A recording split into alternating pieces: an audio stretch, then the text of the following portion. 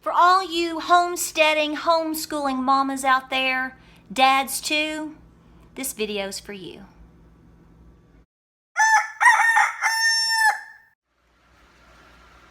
So here it is, folks. Making sure we're set up here. I'm going to have to work. In order to talk about things and do a lot of videos these days, I got to continue to work. I can't, otherwise things just don't get done. We got to multitask, right? That's my job. I am Queen Multitasker. So a lot of folks want to know how we afford to homestead, and do I have a job? Let's talk about that.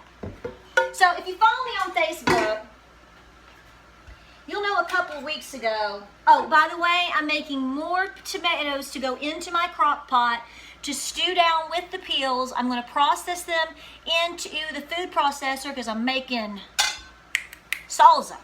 So, not marinara, salsa now. So, long story short, so some folks responded to a post that I had on Facebook.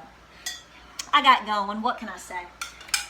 So, how do we afford to homestead? I am going to give you the Reader's Digest version of this whole shebang because it will be a 30-minute video otherwise, okay? Long story short, I was a career woman. I worked my tail off in the career of gemology. I was a gemologist and a show host for a television network. Let me show you. Tell them, Oliver. I'm a graduate gemologist through the Gemological Institute of America. I was a television show host selling jewelry and gems, and then I went straight to grading and marketing for gemology for jewelry television in Knoxville, Tennessee. I went to the University of Tennessee as a biochemistry major. Had a short stint at Tennessee Tech. I love that place, but nonetheless, University of Tennessee student. So I was a career woman. I was a career wife. And I was a working mama. I had a life change experience in 2007 where I became totally more aware of the fact that we had too much debt. I came home, expressed that to my sweet husband, who I love more than life itself, and he said, let's change it. So we sold everything but the kitchen sink and the kitchen sink. We sold everything and we paid off everything. Everything. I drive a 13-year-old minivan to this day. The key to being a good homesteader is also not just about being connected to the land, being a good steward, but is also understanding how you need to be in terms of your finances. This is how it kicked off for me. Because of that decision, selling the house, moving, paying off my husband's school loans, paid them off. Didn't go to the beach on the money, paid everything off. Paid off the car, ended up then buying a used car that my husband still drives. I was able to then become a stay-at-home mother, which was my ultimate goal.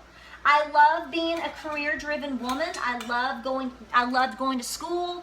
I loved working with diamonds and pearls. I loved being on TV. I loved all of these things. By the way, I'm certified in diamonds, diamond grading, colored gems, colored grading, gem ID, synthetic gems, and pearls, and I'm an accredited jeweler professional. So basically, I could grade anything that you've got on and appraise it. And I did. But, you know, being a mom and getting a little bit older and having a lot of small children and working my brains out to show for a house to who that I was trying to impress was not the lifestyle that I wanted to lead anymore. So we changed it. We changed it. You can change it. Try your best at anything. I think God had a different path for me. So we sold everything and the kitchen sink. We shifted lifestyles, which allowed me to be a stay-at-home mom. From there, we started homesteading. Now, you may not go that path. You may still work. Let me tell you right now, because people are totally intrigued by this. I get asked this all the time. Does your husband work, or do you work, or what do you do? what do? I raise 3 children. I homeschool 3 children, practically teenagers now. I milk a dairy cow. We moved to a very rural setting that you see us now. And because we chose to go a very frugal and modest, debt-free style, that allowed us to do this. Now, people see our home and think that it's, expensive because it's an old farmhouse. I am telling you, I'm canning. I am telling you that regardless of going debt-free, and regardless of even the fact that we gained land, this is the cheapest place we've ever lived. It took us 2 years to get here. I don't mean cheap meaning it doesn't have value or it wasn't well maintained. When I say cheap, I mean if you looked at what we made house payments on in the past or apartment payments on in the past, we still continue to be frugal. Okay? We drive cars that are paid for, and last year one of them went and instead of going out, which was so tempting, and going and finally getting a newer Yukon or whatever, we didn't. We went with a 1-family vehicle situation for a year. We still had a work truck, which did help. We roughed it. We fixed the old car, and we paid cash for it. Cash is king. Now, what I want to say to you ladies, or you guys, I mean, you could be in a scenario clearly where your spouse works. I know a family where the wife works full time. The dude's home. He's homeschooling the kids and he's raising the pigs and doing the farm thing. Whatever works for you. I will tell you that if you talk to me, which I am treating this like you're standing here. Folks, don't quit your day job to enter this life. My husband works full time. My husband is a veteran. My husband has a full college degree that we paid for. Nobody paid for it. We paid for it. His dedication in the military, the GI Bill, along with our money, paid for his college education and paid it off. Okay? So he does have a job. I make no bones about it. And I tell people, they talk about, I think some folks have some ideas from places I don't even want to talk about, that this lifestyle is free and you don't have to put much into it and you're certainly not going to have to work elsewhere. That's a falsehood. Don't do it. And, that's not a put down if somebody has been able to do that, but that's not really what happens for 99% of folks out there. You have to work. Somebody's got to work. Ain't no shame in that game. So my husband does have a full-time job. So somebody will go, well, then you just get to stay home and run around with the chickens. Yes, I run around with the chickens. The goal for our family is to be as self-sustainable as possible. Okay? In order to do that, we have to work a homestead every single day nonstop. Somebody's got to do that. I find it interesting that there's a big movement these days for individuals to push the whole notion of women can do it, women can be farmers, women can be homesteaders. But if you read between the lines on what a lot of people say or do or write, there's a lot of this because their spouse works. That's nonsense.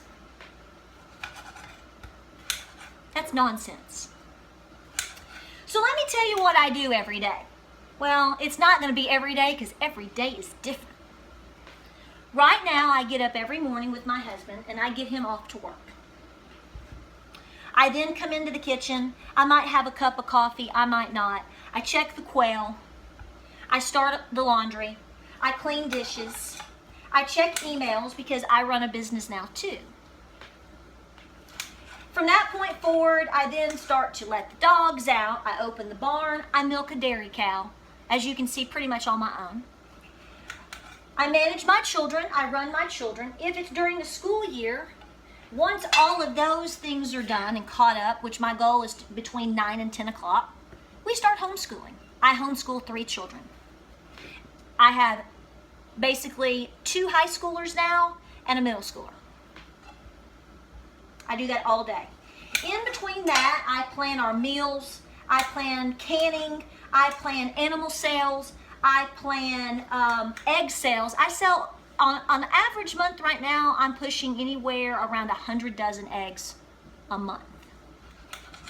So I have to manage a lot of poultry in order to make those sales.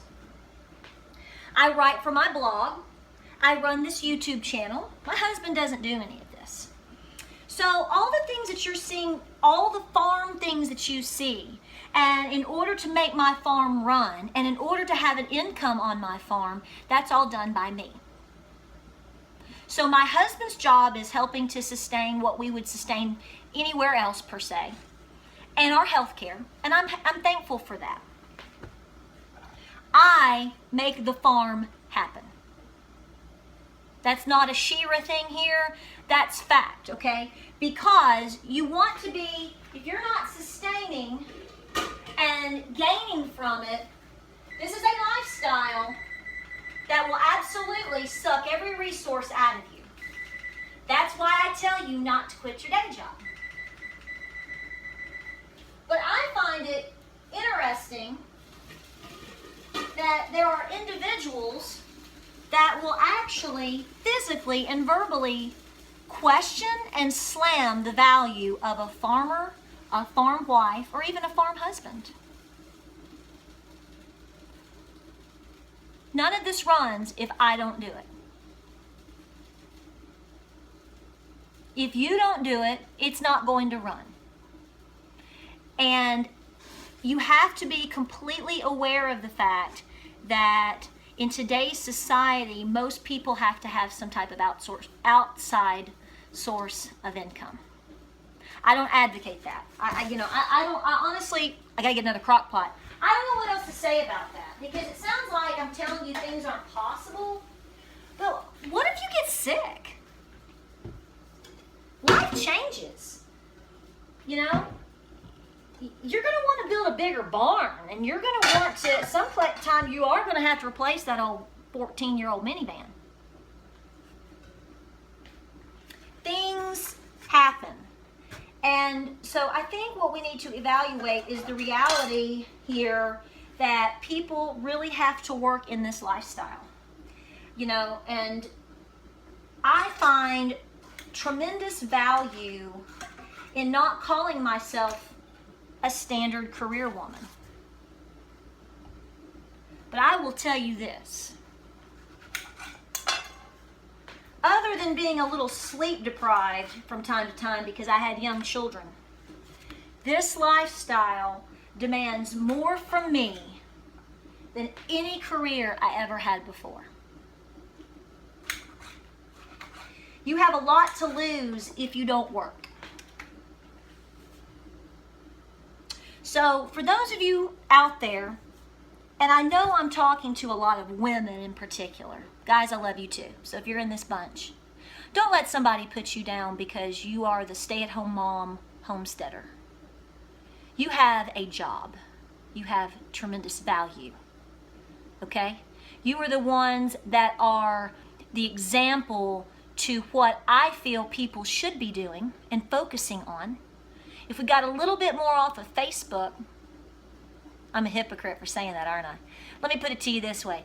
If we focused on the homesteading lifestyle and the true value of it, and the honesty that should be put forth into it, and being original in our style and in our work effort, we wouldn't have the problems that we have today. If you are truly genuine in this lifestyle and you are sweating your stuff out every morning to milk the cow because you are the example to your children who are the next generations, I think you've got a job. I think you've got some value. If you're trying to take this lifestyle and you spend your time educating others, you have more value than any career comparatively that I can come up with right now. Because the future of us and your kids and this country all depend on that. Period.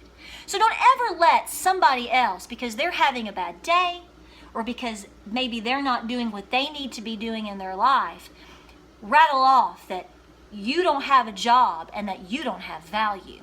In fact, I encourage you that if you are ever faced with that situation, that you invite those individuals to come spend a week on your homestead and sit back and sip the sweet tea and see how much they can run without your assistance. I assure you it's minimal.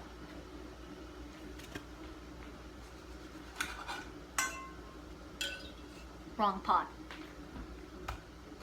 So, how do we homestead? We homestead with heart. We homestead with grit. We homestead as debt-free as possible, as frugal as possible, as humble as possible. We minimize outside sources.